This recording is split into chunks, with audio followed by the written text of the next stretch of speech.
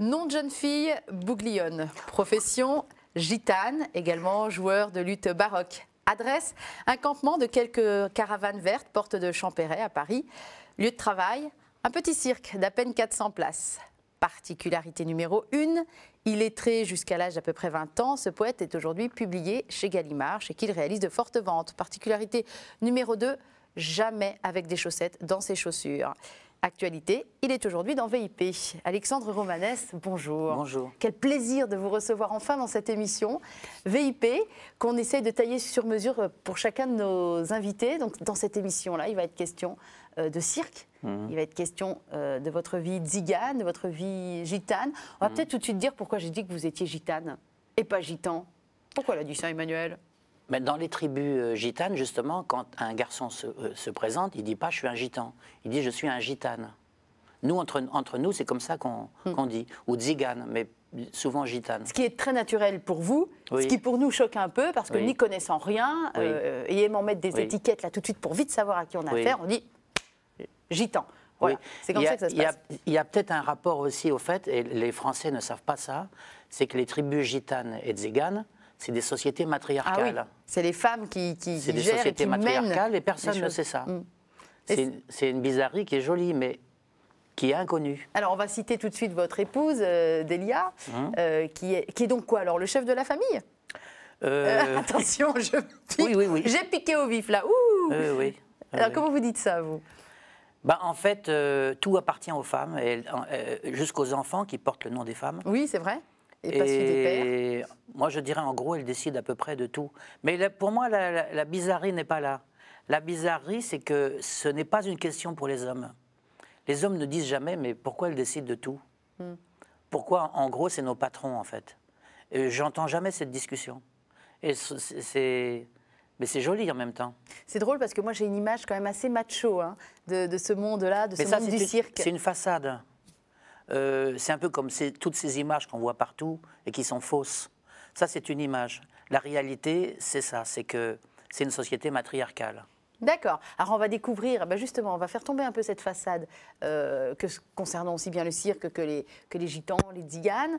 On va découvrir tout ça tout au long de cette émission. Il y a plusieurs choses quand même qu'il faut élucider par rapport à ce que j'ai dit dans l'introduction. Donc, adresse, un campement de quelques caravanes vertes, porte de Champéret. Avec un tout petit chapiteau. Avec un tout petit chapiteau, une toute petite piste. Et bien, je crois que c'est ça que viennent chercher vos spectateurs quand ils viennent au cirque, le week-end en général. C'est justement, on est loin du gigantisme, loin des mécaniques bien huilées, parfaites de certains grands noms du cirque. On est loin des animaux aussi. Parce que vous, à part une petite biquette et un chat. Un chat et une... Oui.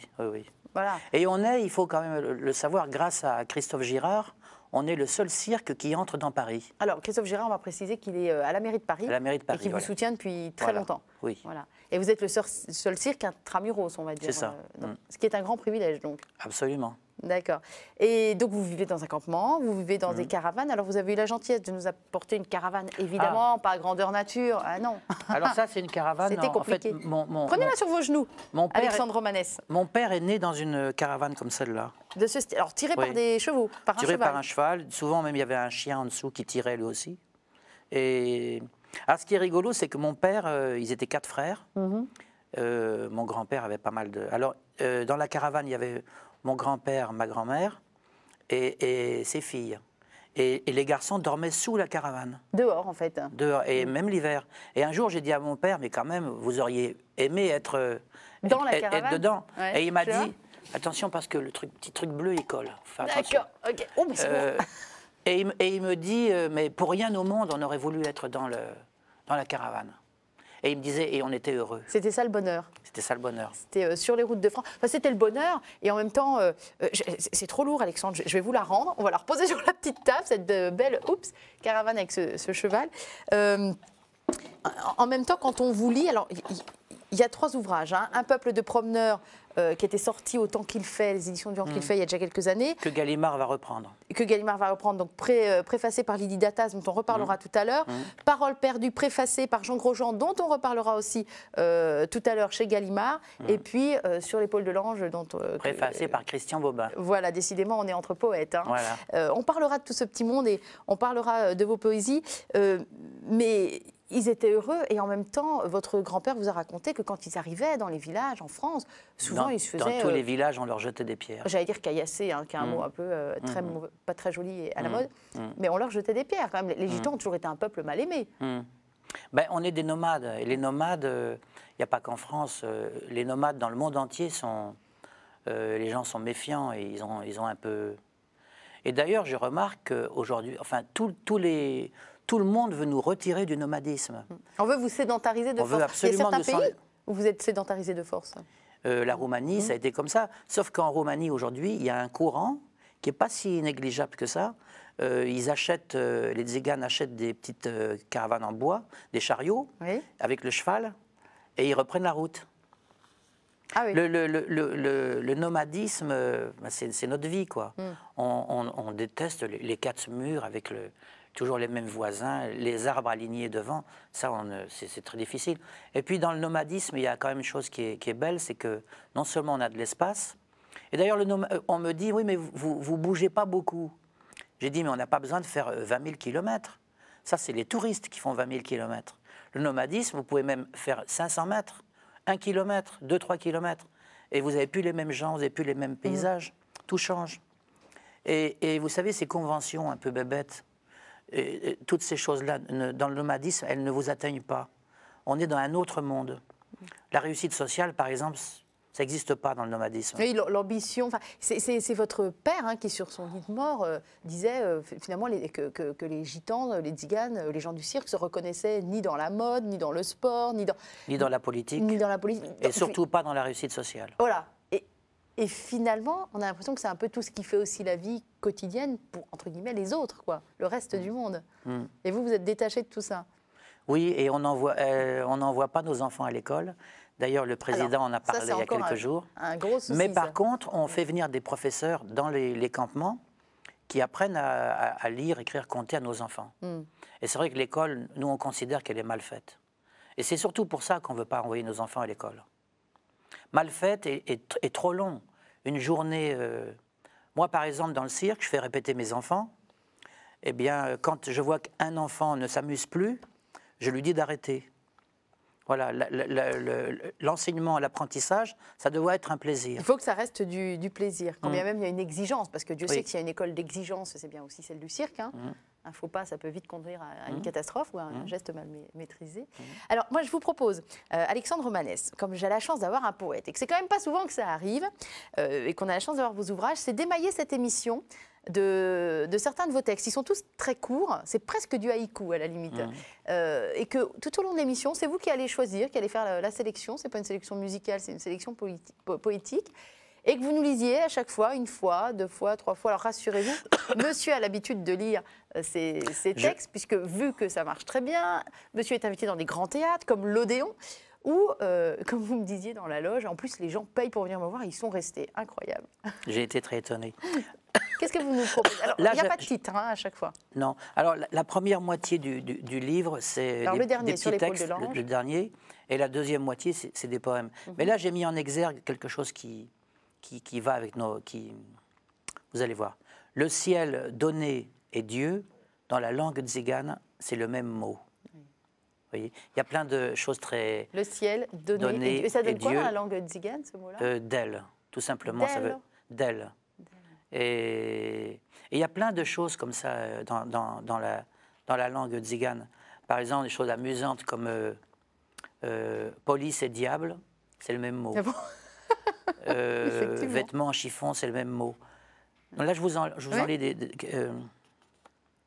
la première fois qu'on m'a appelé monsieur, j'ai été stupéfait. Avec le temps, je me suis habitué, mais moi, je me vois toujours comme un petit garçon de 10 ans. Il vaut mieux vivre dans une décharge municipale avec une femme qui vous aime que vivre seul dans un palais à Venise. Bon, je veux pas... Allez, encore un. Encore un ou deux. Oui. La sainte est ce qu'il y a de plus beau, car elle peut prendre tous les hommes et toutes les femmes dans ses bras. On devrait écrire sur des bouts de papier qu'on trouve par terre. Ça obligerait à aller à l'essentiel. Toutes les femmes ont compris l'alphabet de l'amour. Les hommes sont encore à la lettre A. C'est très joli, c'est un livre féministe. Enfin, pas féministe, que j'aime pas ce mot-là, mais c'est drôle parce que je ne sais plus si c'est dans Paroles perdues ou Un peuple de promeneurs. Vous dites que vous étiez assez, d'un naturel assez misogyne et vous n'avez fait que des filles. Oui, Vous c'est-à-dire n'avez fait que des filles, et obligé, oui. Dieu a de l'humour quand même, obligé d'aimer les femmes, quoi. Oui, c'est dans le premier livre, je disais... C'est dans Un peuple de promeneurs. Moi qui étais si misogyne, Oui. je ne fais que des filles. Dieu m'a donné une bonne leçon que je méritais et il m'a fait un grand cadeau que je ne méritais pas. Voilà, parce qu'en plus, vous les connaissez par cœur. Et d'ailleurs, en parlant de femmes, alors j'espère que ce n'est pas indiscret, ma question. Toujours dans le même, le tout premier, Un peuple de promeneurs. J'espère que je pourrai répondre à toutes vos questions. On va voir. Vous dites, si je pense à ma grand-mère, je mets n'importe quoi dans ma tête pour ne plus y penser. C'est incomplet. Si je pense à ma grand-mère que j'aimais tant, mais... Ah, vous le réécririez aujourd'hui. Oui, oui. D'accord. Parce que là, on ne comprend pas bien. Ben non, on se demande si c'est négatif ou positif. Non, non, oui, je sais. Mais je l'ai réécrit parce qu'en fait, ce livre qui va être publié par Gallimard, ouais. Moi, j'ai rajouté 50 pages. D'accord. Et il y a des petites corrections comme ça. Alors, je reprends. Si je pense à ma grand-mère que j'aimais tant, ce qui change quand même tout le sens de la France, je mets n'importe quoi dans ma tête pour ne plus y penser. Ça veut dire que c'est une femme qui vous manque encore. C'est donc ça. Qu'est-ce qu'elle vous a appris, cette femme-là, Alexandre Manès? Elle m'a appris la patience, elle m'a appris la modestie, elle m'a... Dans le monde où on vit, ça peut être bizarre, mais elle m'a montré que, si vous voulez, il y a deux formes d'intelligence. Il y a une intelligence qui part de la tête et une qui part du cœur. L'idéal, c'est d'avoir les deux. Mais au pire, si on doit en avoir qu'une, et ça, c'est ma grand-mère qui me l'a montré, l'intelligence du cœur d'abord. Ah bah évidemment. Et malheureusement, on n'est pas du tout dans ce monde-là. Je disais en introduction que vous avez été longtemps illettré. Vous ne saviez... J'ai appris à lire à 20 ans et j'étais amoureux et elle a eu la gentillesse de m'apprendre à lire et à écrire. C'est vrai que le premier livre que vous avez lu, c'était la Bible? Oui. Oui, j'étais vraiment... j'étais très étonné par ce livre. Et j'ai été très ami avec le poète Jean Grosjean. Et avec le poète Jean Genet aussi. Alors oui, vous étiez un grand ami de Jean Genet. Et ce que les intellectuels refusent totalement, c'est que la croyance en Dieu de Jean Genet, parce que Jean Grosjean, il a passé toute sa vie sur les évangiles, mais personne ne veut admettre que la croyance en Dieu de Genet était très forte. Il y a deux choses comme ça très bizarres. Et Jean Genet, son goût va plutôt vers les garçons, c'est quelqu'un qui ne couche pas. Et les lettrés dans ce pays ne veulent pas l'admettre. Et ce qui était rigolo, c'est qu'ils pensaient les mêmes choses que Jean Grosjean, mais pas pour les mêmes raisons. Et ça, c'était très bizarre. C'est étonnant parce que de Jean Genet, on a une image plutôt agressive. Oui, un peu floue aussi. Oui, on ne savait pas bien qui il était. Oui. C'est quelqu'un qui a très mal tourné au départ, d'ailleurs, et qui aurait pu très très mal finir, que finalement la littérature, on va dire, a sauvé quelque part, a fait connaître. C'est pas quelqu'un qui a une vie facile jusqu'au bout. Hein. Je crois que ça a été très très difficile dur. Jusqu'au bout. Oui. Le problème qu'il a eu surtout, c'est que quand il est sorti, il a connu le bagne, il a eu la prison, et jusqu'à 35 ans, je crois, c'est un clochard. Et après, il devient très très célèbre, les intellectuels se jettent sur lui. Et le grand regret qu'il a eu dans sa vie, c'est que il a fréquenté les intellectuels parisiens pendant des années, et il s'en est voulu, mais terriblement. Il avait l'impression quoi, de trahir celui qu'il était ou... Il avait l'impression, d'un seul coup, qu'il n'était plus du côté des gens de modestes conditions. Il était passé ailleurs, et il s'en est voulu terriblement. Et à la fin de sa vie, il a mis des coups de griffe à tout le monde. Pour justement, il a une chose qui a été très dure pour lui aussi, c'est qu'il s'est rendu compte qu'on pouvait être quelqu'un de pas bien du tout et beaucoup aimer ses livres, ce qui n'est pas possible avec Jean Grosjean. Vous ne pouvez pas être une crapule et dire j'aime Jean Grosjean, c'est impossible. Et ça a été un choc pour lui. Et il a été terrible à la fin de sa vie. Il a voulu se débarrasser d'un tas de gens pour aller justement vers des gens très simples. Plus proches de lui, plus vrais. C'est vrai qu'à partir du moment où vous l'avez rencontré, vous l'avez pratiquement vu un jour sur deux. Moi, je l'ai vu un jour sur deux à peu près. Même dans les mauvais jours. Ça veut quand même dire que vous avez passé ce barrage-là, ce qui n'était pas évident. Vous ne deviez pas être très nombreux. Hein. Oui, un jour, c'était très rigolo. Un jour, je lui dis, on parlait de tout. Et moi, c'est vrai, alors, dans tous mes livres, je parle de Christ. Pas beaucoup, mais un petit peu, j'ai quelques poèmes. Et un jour, je lui dis, Jean, qu'est-ce que tu penses de Jésus? Et il n'était pas dans un bon jour. Et il me dit, Jésus, il me répond assez rapidement, il me dit, Jésus, ce n'est qu'un petit juif prétentieux. Bon, j'ai vu qu'on n'irait pas plus loin, oui. J'ai arrêté. Et puis, mais je n'avais pas oublié ma question.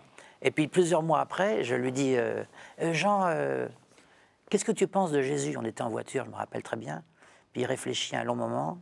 Et puis lui, quand il aimait quelque chose, il avait un ton très particulier. On sentait qu'il était touché. Et avec ce ton très particulier, il me dit, Jésus, quel poète. Ah, voilà. Quand même. Ah oui. Quand même. Bien sûr. Je prétends qu'il y a quelques phrases donc mystiques hein, qui parlent du ciel, écrites par Jean Genet. Si François d'Assise les avait écrites, tous les gens qui croient en Dieu, de toutes les religions, les connaîtraient, tellement elles sont belles. Est-ce qu'il y en a une particulièrement? Non, j'ai pas en mémoire, ouais. Mais il y a vraiment des phrases exceptionnelles. C'est drôle que vous disiez ça, parce que je crois que vous n'êtes pas un fanatique de l'écriture de Jean Genet, en plus. C'était vraiment l'homme, plus que ses livres. Hein, Attention, le miracle de la rose, oui. C'est un très beau livre. C'est un livre qui sent le monastère. Il y a quelque chose de très en retrait, très... En creux, comme ça? Ah oui, c'est un très très beau livre.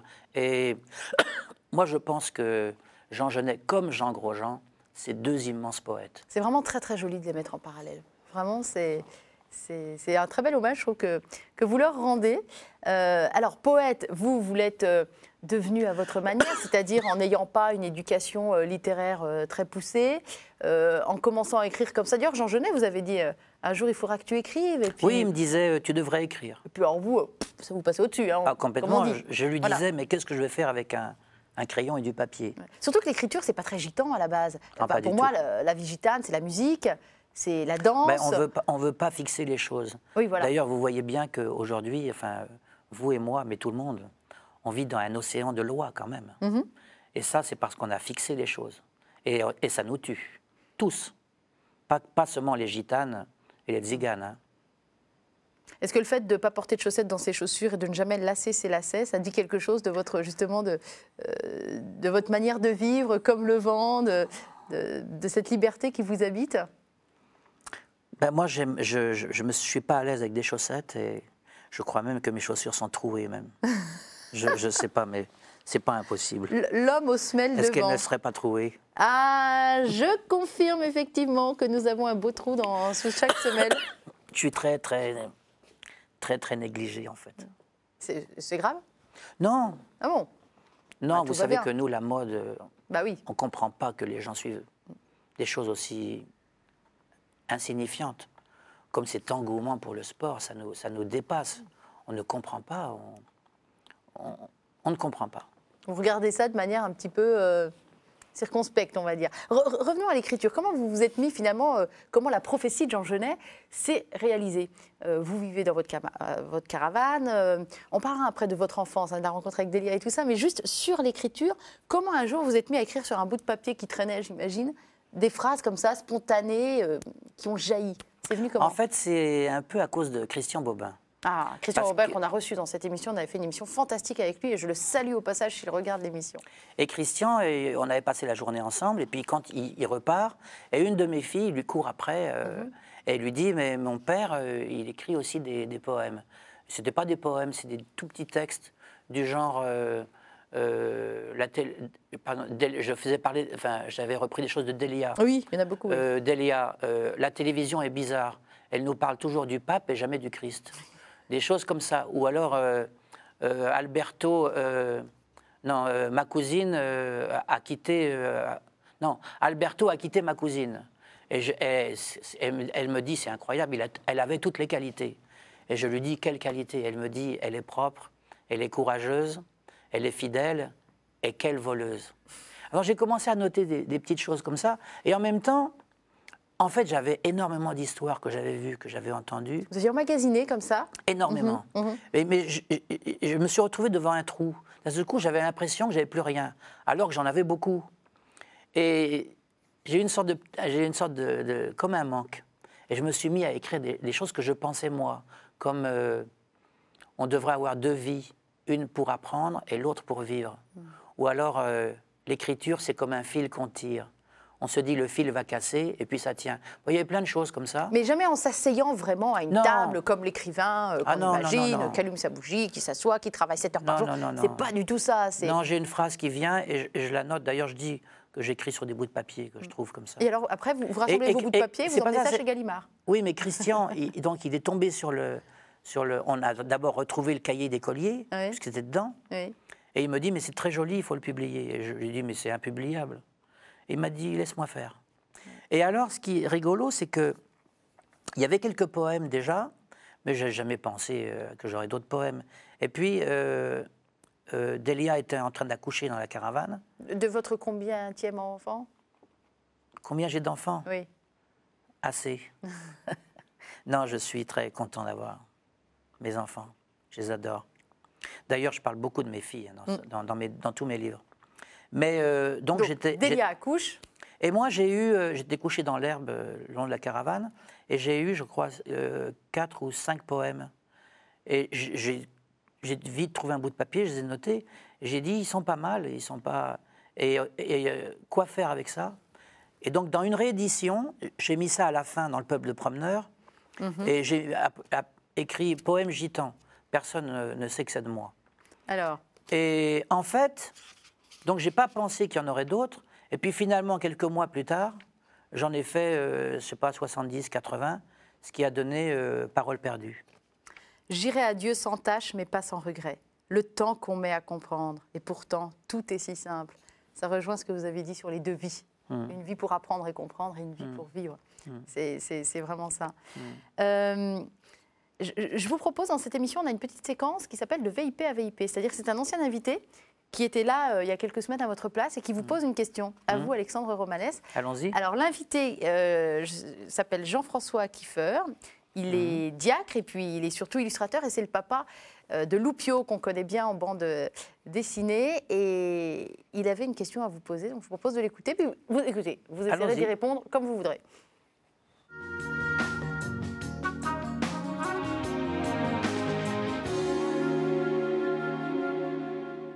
Alexandre Romanès, on ne se connaît pas, mais j'ai appris que tu étais poète et que ta femme était Rome. Ma question c'est, en ce moment, est-ce que tu as des bouffées de haine qui te viennent dans certaines situations? Et si oui, comment tu t'y prends pour gérer ça? Est-ce que tu arrives à aimer malgré tout? Alors, grande question, et je rappelle qu'il est diacre, hein, ce monsieur-là, donc la question a plusieurs dimensions. Non, moi je peux te dire qu'il y a des gens qui m'ont fait du mal, il y en a.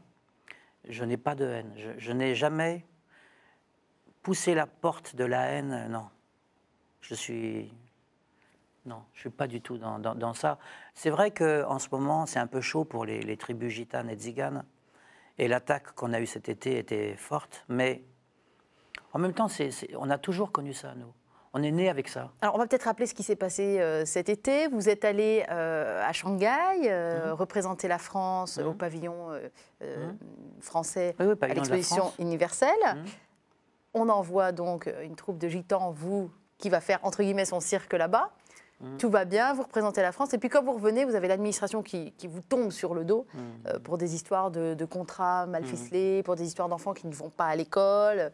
Et d'un seul coup, on ne vous donne plus les autorisations qu'on vous donnait avant pour pratiquer légalement votre métier. Donc là, c'est l'incompréhension totale pour vous. Il y a eu pas mal d'articles dans la presse cet été. Et pour vous, c'est l'incompréhension totale. Oui. Le tort que j'ai eu, c'est que je me suis un peu énervé. Ils sont venus plusieurs fois et à la fin, j'avais l'impression que c'était plus vraiment un contrôle. Je sentais une malveillance, si vous voulez. Et alors, je me suis un peu énervé, c'est vrai. Mais j'ai pas insulté les gens, j'ai pas violenté, mais j'étais énervé. Et ces gens-là, on ne peut pas s'énerver devant. On me dit devant ces gens-là. Moi, je lis qu'il y a des gens qui s'énervaient devant Louis XIV et qui l'acceptaient très bien. Ces gens sont pires que Louis XIV. Donc, c'est la colère dont parlait Jean-François Kieffer. Elle est sourde quand même, elle est quand même là par rapport à ce qui vous arrive. Moi, je n'aime pas du tout l'appellation Rome. Ah, je sais, j'ai réagi quand il l'a dit, je me suis dit que vous alliez en parler. Pourquoi? D'abord, je trouve que ce n'est pas poétique. Et gitane et tzigane, c'est poétique. Et puis, c'est pourquoi on veut nous changer notre appellation maintenant? Pourquoi? On nous a déjà enlevé tellement de choses. Même notre nom, on veut nous l'enlever. Tout est fait pour qu'on nous sorte du voyage,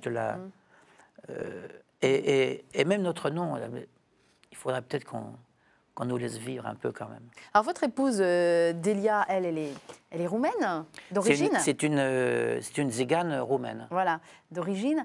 Et un pays qu'elle a fui au moment où les Ceausescu étaient encore là. Et elle a même plongé dans le Danube pour pouvoir fuir ce pays. Elle a traversé le Danube.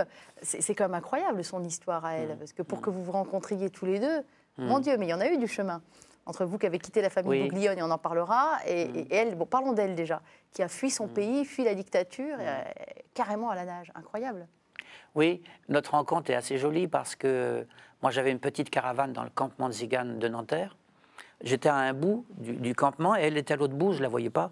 Puis il y avait un petit chemin dans le campement, mais je suis passé avec ma voiture. Et puis elle était là, et je lui dis, j'ai ouvert la fenêtre, comme ça, je lui dis, qu'est-ce que tu fais? Parce que le vouvoiement n'existe pas chez nous. D'accord. Et puis elle me dit, avec son accent, je fais la misère sur le terrain. Et je lui dis, est-ce que tu veux faire la misère avec moi? Et puis elle me regarde comme ça, elle me dit, oui, avec toi, je veux bien faire la misère. Et j'ai ouvert la portière, et elle est montée, et on est parti. Ça y est, et vous étiez quasiment mariés en quelques, oui, parce quelques minutes. Il faut quand même savoir une chose, c'est que le mariage gitane-tzigane, le mariage, en fait, vous passez la nuit avec un garçon, une fille, un homme, une femme, passent la nuit ensemble, et on est mariés. Il n'y a pas de cérémonie officielle, il n'y a pas Alors après, on fait tout. Quand même. Après.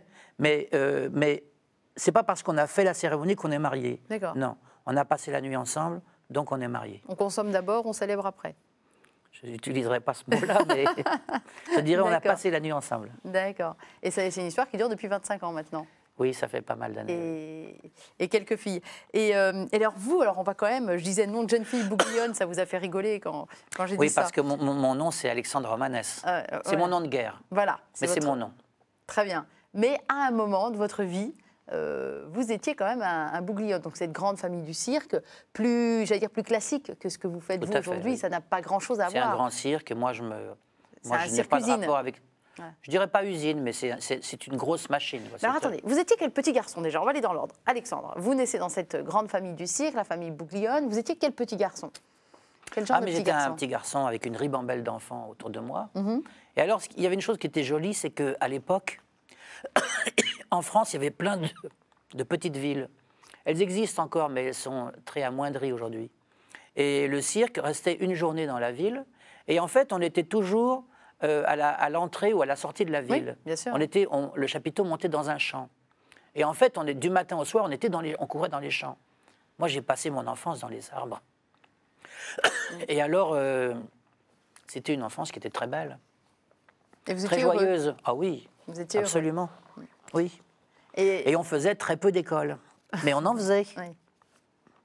On en faisait si peu que je n'ai rien appris, moi. En même temps, on n'arrivait pas à vous faire asseoir non plus. Donc, oui, voilà. Mais alors, non, c'est autre chose. Comme justement, je n'ai rien appris dans cette petite école qui était dans le cirque, mon père a eu l'idée de me mettre carrément à l'école. Et là, j'ai fait 3 écoles en 6 mois, mais je me suis jamais assis sur le banc. Et donc, on m'a jeté, quoi. Quand on est un fils du mouvement, difficile. Là, je suis étonnée d'arriver à vous garder assise aussi longtemps. J'ai une histoire assez jolie sur l'école. La dernière était une école tenue par des prêtres. On disait des frères, je ne sais pas si c'est des prêtres. Des frères ne sont pas forcément des prêtres. En tout cas, ils avaient l'espèce de grande tunique noire. Pour moi, c'était des prêtres. Et je me souviens qu'il y avait confession. Et le prêtre dit, vous marquez tout sur une page, et puis demain, Puis on est à la queue leu-leu, et quand j'entre dans le confessionnal, je donne ma feuille, mais elle est blanche. Et le curé me dit, tu n'as rien fait de mal, ta feuille est blanche. Parce que j'étais pensionnaire. Et j'ai dit, si, j'ai fait des choses pas bien. Et il me dit, quoi? Je lui dis, ben moi, la nuit, je vole de la confiture. Et il me dit, pourquoi tu ne l'as pas mis sur ta feuille? Et je lui ai fait cette réponse. Je trouve, pour un enfant de 8 ans, je trouve que c'était pas mal. Je lui ai dit, Dieu ne s'intéresse pas au vol de confiture. Et le curé m'a dit, mon garçon, tu as raison. Il m'a donné raison. Et l'absolution quand même. Bien sûr. C'était un bon curé, un bon frère, comme vous dites. Dans Paroles perdues, il y a tout un tas de textes extrêmement jolis, mais il y en a un, moi, qui m'a particulièrement marqué, dont la phrase m'obsède, en fait, la dernière phrase.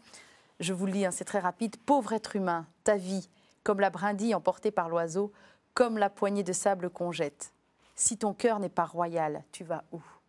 Mon Dieu, que c'est beau, ça. Ça, c'est une ligne pour toute une vie. Si ton cœur n'est pas royal, tu vas où? C'est ce qui vous tient? Ça pourrait être une devise pour vous? Oui, je crois que s'il n'y a pas le cœur, il n'y a rien. Moi, j'ai été très marqué par les phrases de Jean Grosjean quand il disait... ça rejoint un tout petit peu ça, mais bon, Jean Grosjean, il est à un autre niveau encore. Moi, je suis malheureusement, je suis très loin de lui encore. Mais quand Jean Grosjean dit « où il y a Dieu, où il y a tout le reste », c'est un peu cette idée. C'est dans la même veine. Oui, un peu, oui. Effectivement. Alors, reprenons un peu. Vous êtes un petit garçon heureux qui vit dans le cirque Bouglione. Vous grandissez, vous apprenez... Ah, vous n'arrêtez pas de le citer. Des numéros. Oui, je sais que vous n'aimez pas ça. Je crois que ça fait 4 ou 5 fois. Promis, je ne le fais plus. Je ne le cite plus. Le cirque B. Voilà. Et vous grandissez, vous apprenez des numéros, parce que comme tout enfant du cirque, vous participez au spectacle. Il y a même un moment où vous allez rentrer dans une cage avec des fauves. Avec des lions et des tigres, oui. Des lions et des tigres, je crois qu'il y en avait 13. Non, j'en ai eu 9, c'était déjà pas mal. 9, ah d'accord. 9 tueurs en face de vous, c'est pas mal. Ouais. Oui, d'ailleurs, ce qui vous a valu d'aller en prison. Ah ben en prison, vous avez fait quelques séjours en prison. Dans presque tous les pays, je vais en prison. D'accord. Enfin là, particulièrement, à cause de vos bêtes, on peut peut-être le raconter, parce que vous faites arrêter. Ben, la première fois que j'étais en prison, j'avais une vingtaine d'années, j'étais en Espagne, l'Espagne franquiste. Et moi, vous savez, la grande peur des dompteurs, c'est quand même de voir les bêtes dehors, qu'elles s'échappent de la cage. C'est des choses qui arrivent. Et moi, j'avais décidé si j'avais une bête qui s'échappait, j'avais décidé de la tuer immédiatement. Je ne voulais pas qu'il y ait 15 ou 20 morts. Ah ben bien sûr. Et donc, j'étais armé. Et la police franquiste est venue. Et là, on a mis 3 mois pour me sortir de prison. C'était pas drôle. Ils ont cru quoi? Vous vouliez faire un coup d'État, tuer le caudillo? Ben non, qu'est-ce qu'ils ont cru? Il y avait une interdiction d'avoir des armes. De port d'armes, d'accord. Ah oui, c'est pas drôle quand même. Alors ça, c'était la prison en Espagne, il y a eu la prison en Italie aussi? Ah ben en Italie, j'étais dans la prison de Naples, que je déconseille à tout le monde. Poggio Reale.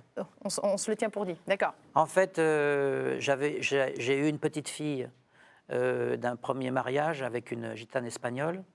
Et puis, quand elle est née, elle m'a laissé la petite. Moi, j'étais très content. Et à 3 ans, elle vient, elle me dit « laisse-moi là 15 jours ». Et moi, je ne me suis pas méfié. Je lui ai donné la petite 15 jours.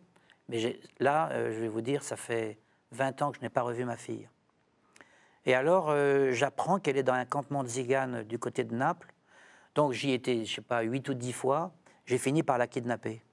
Avec un de mes cousins, on est rentrés, on s'est battus comme des bêtes. C'est une affaire de fou parce que les gens ne savaient même pas que c'était ma fille. On aurait dû se faire tuer.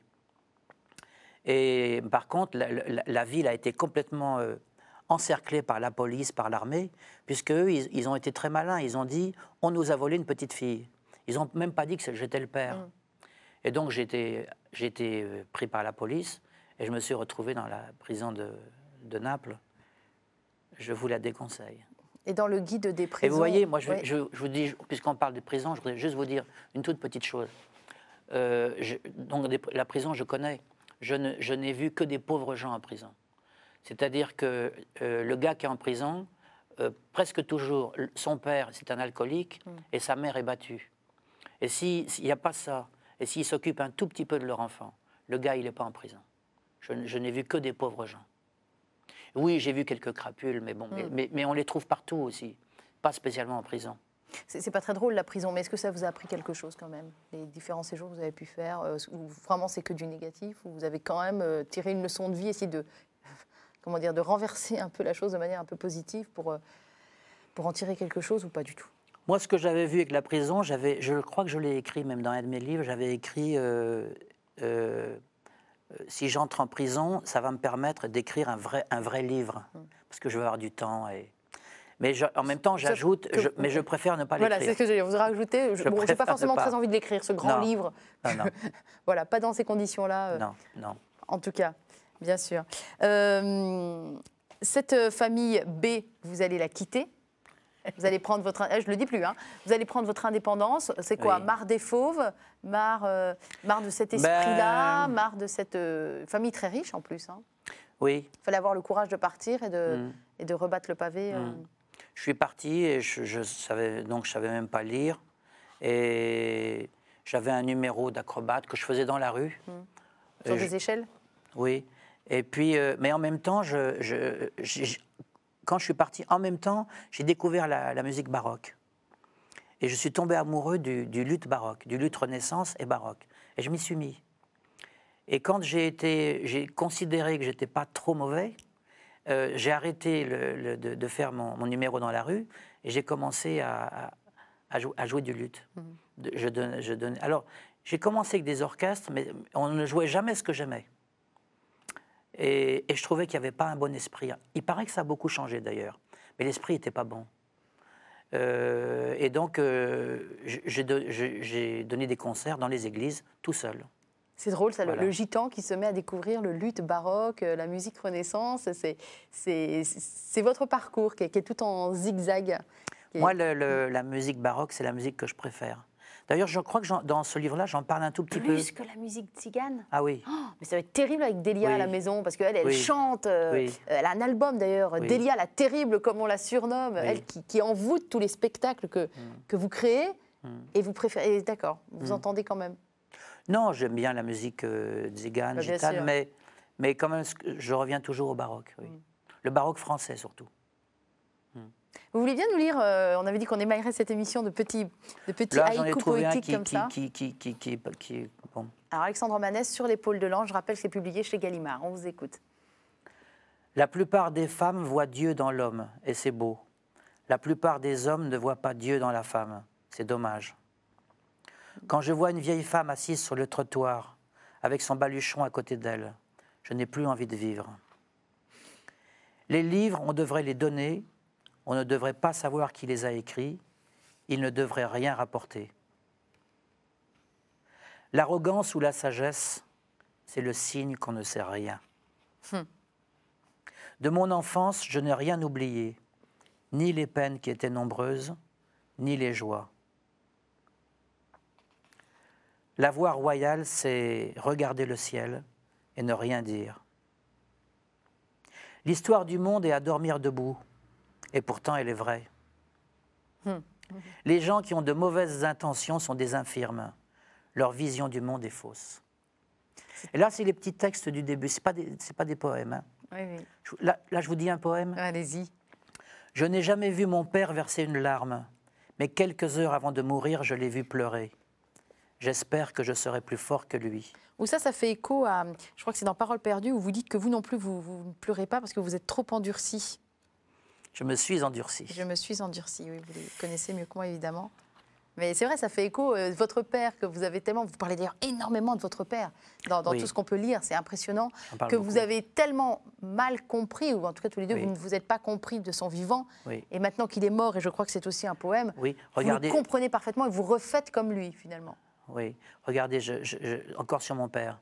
Si je pouvais revoir mon père 1 heure, ce serait le plus beau jour de ma vie. Comment s'est faite votre découverte, votre redécouverte de la foi? Parce qu'on ne l'a pas encore vraiment évoqué, c'est en filigrane comme ça dans tout ce qu'on explique, mais comment ça se passe entre vous et Dieu, qui est présent dans chaque page, hein? Mais il y a une chose qui est très bizarre. Quand j'ai été dans cette école religieuse, Ah oui, avec les frères, où bien sûr. j'avais 8-9 ans, les curés étaient devant un problème avec moi. Ils disaient, ils ne se gênaient pas, ils disaient, c'est un crétin. Il est nul en tout. Calcul, les dictées, enfin le français, tout. Et ils disaient, quand on fait le catéchisme, quand il y a le cours sur... il est le meilleur de la classe. Mystère. Et alors, il y a une chose qui est étonnante. Je suis tombé sur la fin de l'année. Enfin, je ne sais pas, il y a un moment où le curé a dit on va faire une petite fête et on va déguiser les enfants. On a fait des costumes en papier. Alors, il y avait le gendarme, il y avait plein de gens. Et vous devinerez jamais quel costume ils m'ont mis. Le prêtre. Non. Non. Le quoi. Ah Pensez à la poésie. Qu'est-ce qui se rapprocherait le plus? L'ange? Non. À la poésie? Oui. Oh, bah, je sais pas, Non, vous ne trouverez pas. Dites voir. Ils m'ont déguisé en Pierrot. En Pierrot lunaire. Ben, je trouve que c'est un signe, parce que moi, comme je disais hier soir, j'ai fait rire un peu tout le monde, j'ai mis des années pour me souvenir de mon numéro de téléphone, qui pourtant est très simple. 06, 07, 08, et après il y a 4 chiffres, bon, mais je suis incapable. Et en même temps, je connais par cœur des centaines de poèmes. Donc vous voyez, c'est étonnant. Ben oui, c'est très bizarre. On parlait tout à l'heure de langue, et on ne parle que de ça, hein, de la langue, de l'écriture. Tout à l'heure, on parlait de la langue roumaine, et il y a quelque chose de très particulier dans cette langue-là. De la langue roumaine ou de la langue tzigane? Tzigane, pardon, excusez-moi. Parce que la langue tzigane, c'est une langue indienne. Langue tzigane, ah bon, indienne? Qui vient du nord de l'Inde, oui. Ah tiens non. Oui. Et il y a quelque chose de très particulier, c'est que le mot, je crois, lendemain n'existe pas, ou demain, enfin tout ce qui est attrait au futur d'une manière générale, n'existe pas dans cette langue. Donc n'existe pas dans la pensée, pas dans le concept, vous vivez vraiment au jour le jour. L'important, c'est le moment présent et la personne qui est en face. Et le reste ne compte pas vraiment. Le passé à la rigueur, parce que bon, c'est vécu, mais le présent. Oui. Et quel enseignement vous en tirez, ça, qu'il n'y ait pas de lendemain? Parce que ça aussi, c'est pas très raccord avec ce qu'on vit. Mais si j'essaie de comprendre, mais si vraiment on pense tellement au lendemain, peut-être on va commencer à accumuler, et puis on va vouloir de la protection, et puis on va avoir plus de lois. Vous avez vu qu'ils n'arrêtent pas au Parlement avec les lois. On croule sous les lois. Ben, peut-être que si on ne pensait pas au lendemain, peut-être qu'il n'y aurait pas tout ça. Peut-être. Enfin, je l'espère. Qui a dit « jusqu'à mon dernier jour, je penserai à vous », puisqu'on parle de futur? Ah, ça c'était très joli, parce que le violoniste Yehudi Menuhin a passé plusieurs jours avec nous. Il venait le matin, il repartait le soir. Et quand on s'est quitté, il m'a dit « Alexandre, jusqu'à mon dernier jour, je penserai à vous ». Je vous l'ai dit, hein, Yehudi Menuhin, le violoniste. Mais on a eu des belles rencontres aussi. On a eu... j'ai rencontré des gens exceptionnels. Je me suis lié d'amitié il y a pas très longtemps avec un menuisier qui est étonnant. Il m'apprend plein de choses et c'est beau. Vous ne faites aucune distinction entre les gens célébrés dans le monde entier comme Yehudi Menuhin, qui est venu aussi écouter les violons de Tzigane, parce qu'il dit que c'est les meilleurs violonistes au monde. Oui, mais c'est quelqu'un de terriblement humain, j'ai envie de dire, et d'une grande simplicité. Il n'est pas du tout dans quelque chose de prétentieux. Il est très abordable aussi. Il est vraiment... j'ai envie de dire, il est parfait. Et il m'a donné le sentiment, un peu comme ces gens comme Jean Grosjean ou Jean Genet. J'avais le sentiment d'une sorte de sainteté aussi. Ah oui, carrément. Ah oui, carrément. Oui, absolument. C'est quoi un tzigane heureux? Peut-être c'est quelqu'un qui ne pense pas au lendemain et qui, je dirais, est très proche de sa famille. Et... être heureux, d'abord, c'est se contenter de ce qu'on a. Vous voyez? Parce qu'il y a une chose qui est épouvantable aujourd'hui, c'est que moi, dans mon enfance, je me souviens, par exemple, que les gens riches cachaient leur richesse. Et aujourd'hui, tout le monde dit que c'est très mal, alors que c'était quelque chose de très bien. Je n'ai rien spécialement contre les gens riches. Aujourd'hui, on affiche, on est plutôt dans le bling-bling, on est plutôt dans l'ostension. Ah, mais quand on a 3 sous, maintenant, il faut qu'on étale, il faut qu'on montre. Et cet étalage est quand même obscène. Je trouve ça vulgaire. Ah oui, oui. Ah oui, c'est vulgaire, oui. Quelle est la valeur qui vous touche particulièrement, que vous prenez particulièrement? Est-ce qu'il y en a une?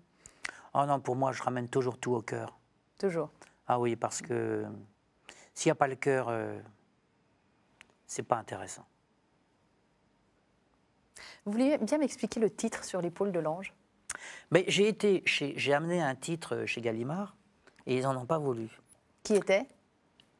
Je vous le dis comme ça. Ah bah ouais, bien sûr. Ben, j'avais appelé ça le luth noir. Ouais. Et on m'a dit non, mais c'est pas, c'est trop sombre, c'est pas. J'ai dit ben, Ah, noir, c'est sombre, oui. oui, c'est Effectivement, sombre. noir, Oui. c'est sombre. Oui.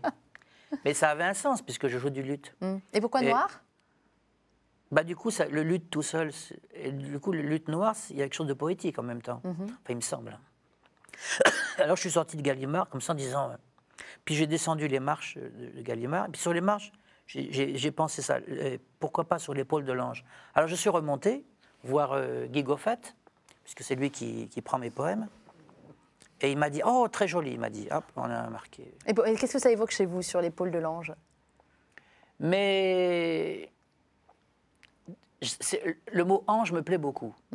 Par exemple, j'ai trouvé un titre pour. J'ai écrit j'ai écrit un petit livre sur ma dernière fille qui a 10 ans, qui s'appelle Rose Reine. Et elle fait un petit numéro de trapèze. Le trapèze, il est là, il est à 1,50 m, c'est pas dangereux. Et en fait, le livre va s'appeler La trapéziste des anges. Mais j'aime beaucoup. Je ne sais pas pourquoi, mais c'est quelque chose qui me plaît. D'ailleurs, c'est très rigolo parce qu'elle-même, elle raconte qu'elle était un ange. Mais elle avait 5-6 ans. Elle a commencé à raconter cette histoire que... Je lui dis, mais qu'est-ce que c'est que cette histoire? Elle me dit, oui, elle me dit, j'étais dans le ciel avec le petit Jésus. Et le petit Jésus, il a vu que pour papa, maman, c'était dur. Alors il a dit, je vais leur envoyer un de mes anges. Et c'est comme ça que je suis arrivé avec toi et maman. Et elle ajoute, ce qui est embêtant, c'est que j'avais les ailes et je les ai perdues. Je les ai plus. Mais il y a encore la marque dans mon dos. Elle avait 5-6 ans, elle racontait ça à tout le monde. C'est drôle. Et elle s'est mise au trapèze comme par hasard. Elle s'est mise au trapèze. Comme par hasard. On la salue au passage, la jolie petite Rose, qui a quoi, 11 ans hein, aujourd'hui? 10 ans? 10 ans et demi. 10 ans et demi. Eh bien, on la salue au passage. Jean Genet a écrit ceci, que je trouve très joli. Créer, c'est toujours parler de l'enfance. S'il y a bien un métier où on est dans la création, c'est quand même bien le cirque. Est-ce que vous adhérez à cette phrase? Créer, c'est toujours parler de l'enfance. Est-ce que, grosso modo... Mais parce que ça rejoint... moi, j'avais posé la question à Jean Genet. Je lui avais dit, un artiste, c'est quoi? Et il m'avait répondu presque du tac au tac. Il m'avait dit, un artiste, c'est quelqu'un qui ose. Et les enfants, ils osent. Ils vont faire des trucs complètement fous, les enfants. Et donc, finalement, on peut dire que tous les enfants sont des artistes. Parce qu'ils osent vraiment des trucs qu'un adulte n'oserait pas. Après, malheureusement... Si vous deviez justement ne laisser qu'un enseignement à vos filles, vous voudriez qu'elles se souviennent de quoi? Le jour où vous ne serez plus là, qu'elles se souviennent en disant « Ah, papa, il nous a vraiment appris à... » Et moi, j'ai un poème dans Paroles perdues qui parle de ça à la fin. Je dis, quand mes filles seront vieilles... Ah, attendez, on va le trouver. Quand mes filles seront vieilles... Quand je serai mort depuis longtemps et que mes filles seront vieilles, j'aimerais qu'elles disent en parlant de moi, il nous manque. Voilà. Bah, j'aimerais que... Je dis dans un autre poème, je dis, si une de mes filles souffrait et que ses sœurs ne fassent rien pour elle, même dans ma tombe, ma colère serait terrible. J'espère que tout se passera bien pour mes filles. Avec le temps qui passe, j'ai élagué ma vie comme les branches d'un arbre. Maintenant, il n'y a plus que mes filles et Dieu. Il n'y a plus que... Ah oui, que mes filles... Pardon. Alexandre Romanès. Maintenant, il n'y a plus... Ah, vous diriez quoi aujourd'hui? Non, vous avez raison. Maintenant, il n'y a plus que mes filles et Dieu. Avec le temps qui passe, j'ai élagué ma vie comme les branches d'un arbre.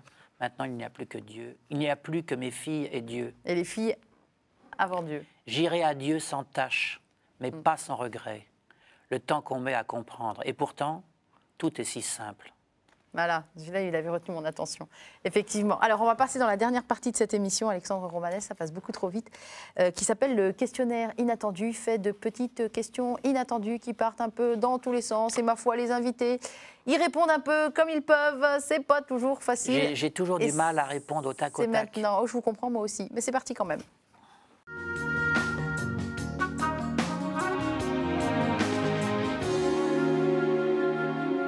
Qu'est-ce Qu'est-ce que vous direz à Dieu quand vous le croiserez? J'espère qu'il me prendra dans ses bras. C'est osé. Pas de parole, mais plutôt Non. un geste. L'important, non, il y a beaucoup de choses qui se disent avec les yeux, peut-être même l'essentiel. Et justement, restons sur ce thème de la mort. Si vous pouviez choisir... Mais juste Oui. un tout petit détail. Les gens dans ce pays pataugent quand on parle de Dieu. La plupart des gens voient un vieux monsieur dans le ciel avec une barbe blanche. Mais c'est pas ça, Dieu. Non, ça c'est le Père Noël. Oui, mais je crois qu'ils mélangent les deux. Mais Dieu, c'est pas ça. C'est quoi Dieu? Pour moi, Dieu, c'est la profondeur des choses, c'est la profondeur des gens. Et après, on peut toujours mettre des images, mais en tout cas, ce n'est pas l'idée que les gens ont. Quand je dis les gens, je sais bien que ce n'est pas tout le monde non plus. Enfin, il y a une idée comme ça, bizarre. Si vous pouviez choisir la manière dont vous mourrez, vous choisiriez quoi? Je ne pense jamais à ma mort, je n'y pense pas. Moi, je fais comme si j'allais vivre 1000 ans. Je ne veux pas penser à des choses comme ça. Et paraît-il que je parle pas mal de la mort dans mes livres. Je trouve aussi, c'est pour ça que je vous pose la question. Oui, mais c'est bizarre parce que ce n'est pas une obsession. C'est peut-être latent, mais en tout cas, c'est pas conscient. J'espère que ça arrivera le plus loin possible, mais moi, je reste persuadé que tout ne s'arrête pas à la mort. J'en suis convaincu. Et je vous invite, vous qui nous regardez, donc déjà, à aller voir les spectacles d'Alexandre et d'Elia Romanès et de tous leurs artistes. Tout l'hiver à Paris. Tout l'hiver à Paris. Il y a évidemment tous les livres d'Alexandre, mais on va citer surtout le dernier, Sur l'épaule de l'ange. C'est chez Gallimard, s'il vous plaît. Et je n'avais pas le droit de le dire, mais je vais vous le dire, c'est les meilleures ventes de poésie de Gallimard sur les 100 dernières années. Et oui, il ne faut jamais dire ce genre d'infos à une journaliste.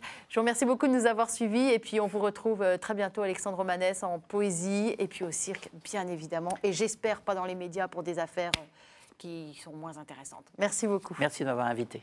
Merci.